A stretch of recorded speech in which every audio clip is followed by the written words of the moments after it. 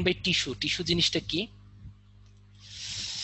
Tissue হচ্ছে অনেকগুলো কোষের সমষ্টি। হ্যাঁ, আমরা টিস্যু পড়ি, যে টিস্যু জিনিসটা আসলে কি? টিস্যু বা কলা, হ্যাঁ, এই কলা মানে খাওয়ার কলা না, এটা হচ্ছে টিস্যু। টিস্যু হচ্ছে কতগুলো কোষের সমষ্টি।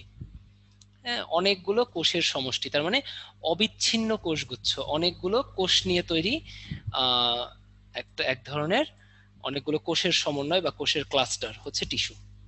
দেন অনেকগুলো কোষ মিলে টিস্যু গঠিত হয়, যারা সবগুলো কোষ মিলে একই ধরনের কাজ করে। এটাই হচ্ছে মেইন ডিফারেন্স, মানে মেইন ফিচার টিস্যুর।